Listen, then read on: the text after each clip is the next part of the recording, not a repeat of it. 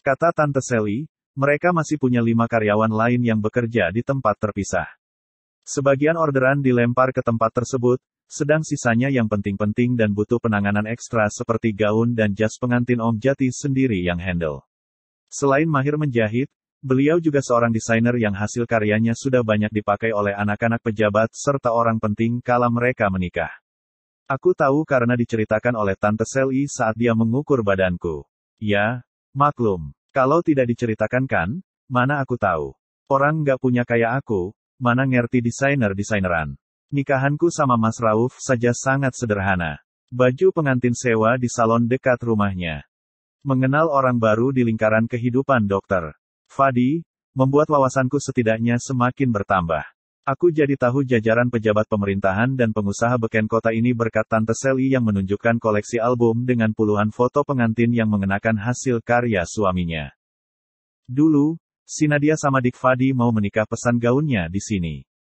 Sudah lama sekali, dibatalkan. Om sama Tante sangat sedih karena Dik Fadi itu anaknya baik. Apalagi saat dia cerita alasannya.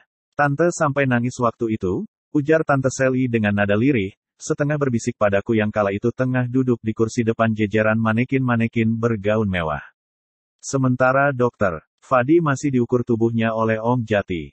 Mereka juga tampak asyik mengobrol entah apa, karena jarak kami agak sedikit jauh. Oh, gitu ya, Tan, kataku pura-pura tak tahu menanggapi ceritanya. Dik Fadi belum cerita, tanyanya sambil menyipitkan mata. Cerita sedikit, Tan. Mungkin dia masih sedih atau trauma. Tante Sally menarik napas. Perempuan cantik yang tangannya masih berada di atas album yang terbuka itu kini mengusap pundakku. Jaga dia ya, Dik Risa. Kasihan sekali dia. Tatapan Tante Sally sungguh membuatku sangat bingung harus berkata apa. Teramat ingin ku bercerita tentang siapa aku sebenarnya dan bagaimana hubunganku dengan Dokter Fadi yang tak seperti dugaannya. Namun, hati kecilku mengatakan jangan. Mungkin, ini masih mungkin loh, Dokter Fadi sengaja tak membantah dugaan mereka sebab dia malu jika diketahui masih jomblo. Ini baru pradugaku saja. Benar atau tidaknya, hanya Dokter Fadi yang tahu. Iya, Tan, ujarku sembari tersenyum kecil dan menoleh ke arah Dokter Fadi yang sudah selesai diukur dan bercakap sebentar dengan Om Jati sembari melihat-lihat katalog model jas. Jadi, kapan rencananya kalian menikah, Dik? Pertanyaan Tante Sally bagai petir di siang bolong. Begitu membuatku terkejut dan nyaris copot jantung ini. Apa, kapan menikah? Bahkan aku masih berstatus istri sah lelaki lain. Jangankan menikah, jadi teman tapi mesranya Dokter Fadi saja aku tak pernah mau membayangkan. Gila, siapa aku? Ya, meskipun di hatiku rasanya ada yang berbeda terhadap lelaki berkulit putih itu. Ah, entahlah. Kurasa perasaan ini bakal hilang seiring dengan bergulirnya waktu. Tanyakan pada Mas Fadi saja, Tan, jawabku sembari menundukkan pandangan. Ah, iya, Tante paham. Kalian pasti takut pamali, ya? Takut kejadian dulu terulang lagi. Iya, tidak apa-apa. Tante mengerti, kok. Nanti, yang penting kasih tahu Tante sama Om minimal 2 minggu sebelum pesta, ya. Bukan apa-apa. Tante dan Om maunya gaun serta jas kalian itu istimewa plus sempurna. Kalau dikerjakan dalam waktu 2 minggu kan pas. Kurang dari itu takutnya bakal tidak maksimal. Tante Sally menepuk-nepuk pundakku sembari tersenyum semringah. Perempuan cantik berkulit putih dengan ukiran alis yang soft tetapi sangat rapi itu tampak begitu welcome padaku, padahal ini adalah kali pertama kami berjumpa. Sudah selesai, Tan? Tanya Dokter Fadi yang tiba-tiba ada di depan kami.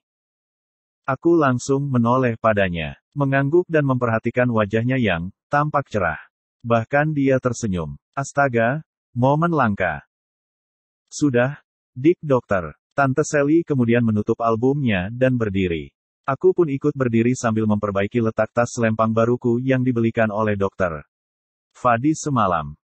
Sip, ya, nanti Om kabari kalau sudah jadi. Kalian mau pulang? Makan dulu, yuk. Bareng-bareng, Om Jati yang kemayu dengan nada suara lembut itu merangkul Dokter Fadi. Iya, betul. Ayo, makan dulu. Tante masak gurame asam manis sama sup iga, loh. Tante Sally juga turut merangkulku. Gak usah, Om, Tante. Kami ada keperluan lagi soalnya. Lain kali saja. Dokter Fadi menjawab dengan sopan. Jauh dari kesan ketus bin jengkelin. Tumben, pikirku. Iya, betul. Kami ada urusan lagi, Tante. Aku menimpali. Mengulas senyum pada Tante Sally dan Om Jati. Wah, sayang sekali. Lain kali, harus makan di sini, ya. Kita atur waktu nanti kapan kalian bisanya. Tante Sally tersenyum padaku. Sangat manis. Baik, Tante, jawabku membalas senyum ramahnya. Kami berdua pun pulang setelah selesai berpamitan. Aku masih terbayang-bayang akan model gaun yang dipilihkan oleh Tante Sally, sebab aku tak pandai dalam memilih fashion yang tepat.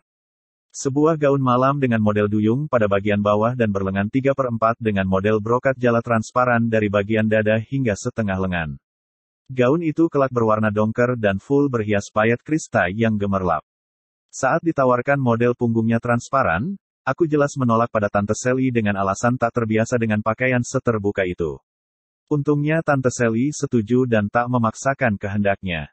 Membayangkan bakal seperti apa gaun itu saat melekat di tubuhku, aku jadi senyum-senyum sendiri sepanjang perjalanan. Ini adalah kali pertama aku memesan gaun pada seorang desainer plus penjahit kawakan seantero kota. Sesuatu yang ajaib dan tak pernah ada dalam benak seorang perempuan yang bisa dikatakan miskin sepertiku. Rasanya, hidupku sudah seperti drama Korea atau serial princess khas kartun Disney. Sekonyong-konyong dipertemukan dengan seorang pangeran berkuda yang begitu baik plus harismatik. Sayangnya pangeran di sebelahku ini titisan kulkas. Dinginnya keterlaluan sampai-sampai membuatku kadang butuh baju hangat atau bed cover untuk mengusir beku. Hei, kamu kenapa diam sambil senyum-senyum? Sakit, teguran dokter. Fadi tentu saja membuatku tersentak. Buyar, semua hayalan di benak bubar seketika. Dasar kulkas 2 pintu. Bisa-bisanya dia memperhatikanku padahal biasanya juga cuek bebek. Apaan sih? Jawabku sembari mencebik. Kita makan di mana? Tanyanya lagi sambil fokus memperhatikan jalanan. Terserah. Jangan terserah. Aku tidak suka jawaban begitu.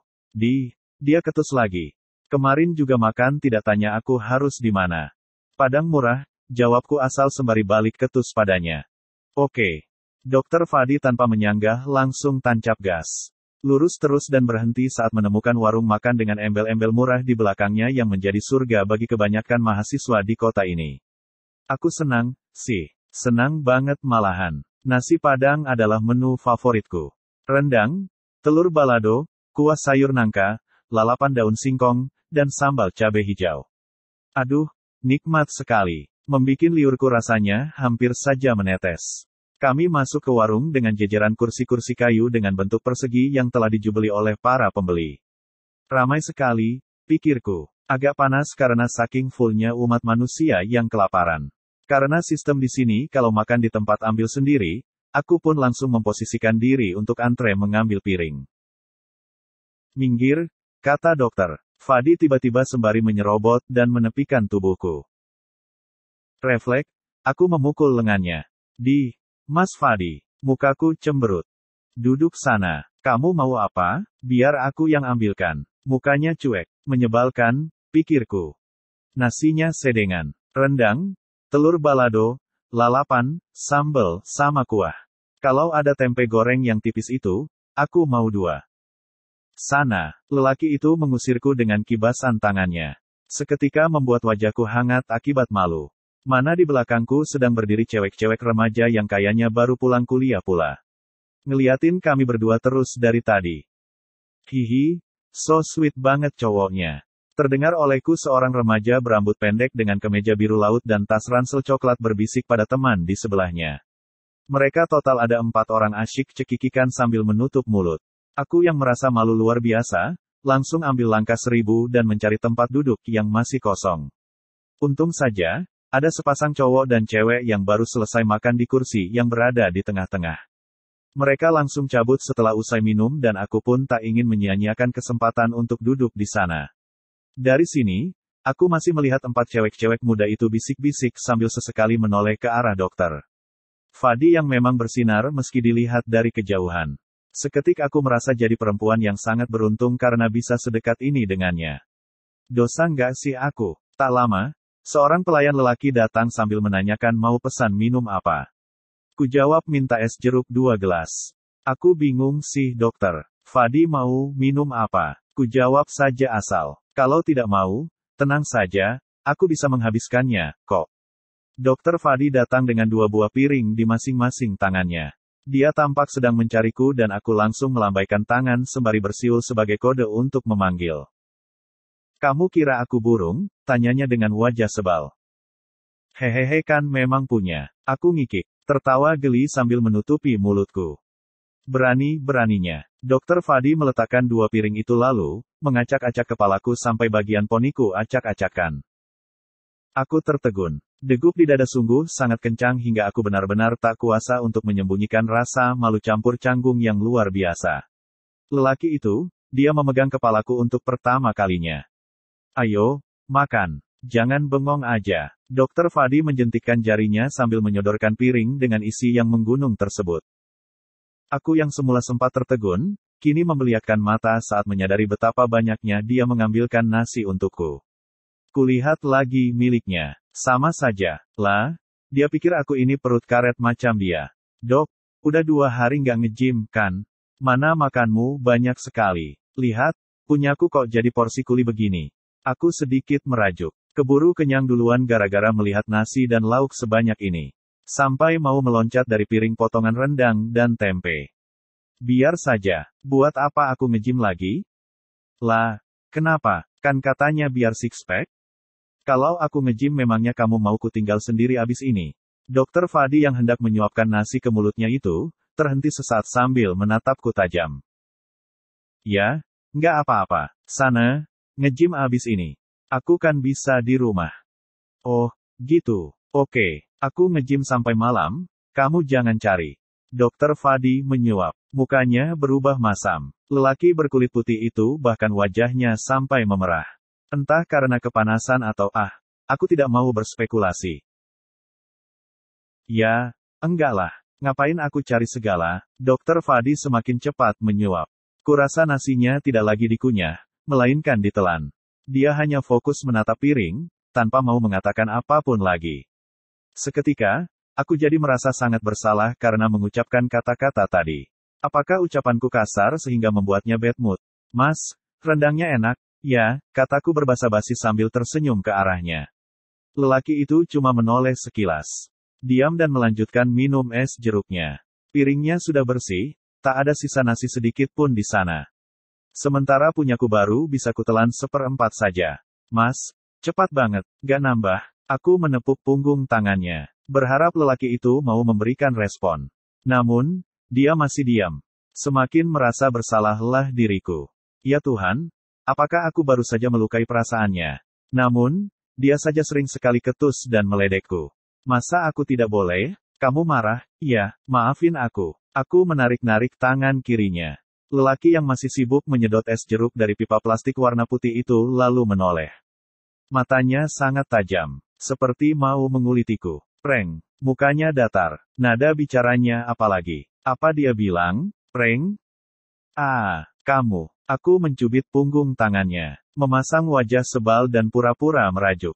Ya sudah, nggak usah nge-gym, kataku sambil melempar sisa tisu yang kujadikan bola ke bekas piring makannya. Hore, Dokter Fadi bertepuk tangan pelan. Namun, mukanya masih datar tanpa ekspresi. Ya Tuhan, ini manusia atau robot dari masa depan, sih. Aku cuma bisa manyun, membuang muka dan menoleh ke arah depan sana. Ternyata, gerombolan remaja cewek itu dari tadi memperhatikan kami dari meja mereka yang terletak di paling depan pojok kiri dari sini, dekat sekali dengan tempat mengambil nasi. Keempatnya cekikikan dan 2 orang yang duduk menghadap ke arah kami beberapa kali kepergok mataku curi pandang ke sini. Ya ampun, mereka pasti berpikir bahwa kami ini pasangan yang sedang berpacaran. Aku malu luar biasa, apalagi jadi bahan cerita orang lain yang jelas-jelas ada di depan mata. Liatin apa, sih? Tanya dokter Fadi yang bingung melihat ekspresiku. Lelaki itu kemudian menoleh ke belakang, lalu menatapku lagi dengan heran. Gak apa-apa, itu, ada cewek-cewek yang tadi di belakang kita.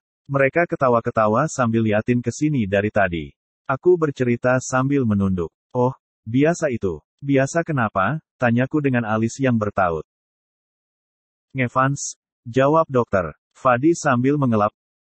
Sama akulah. Buruan habiskan makanannya. Aku capek duduk di sini. Dokter Fadi langsung menyambar sendokku. Tanpa kuduga, dia malah menyuapkan nasi plus potongan rendang ke mulut. Astaga, Mas Fadi, bisa nggak sih yang normal-normal aja kalau lagi di depan umum begini? Bersambung.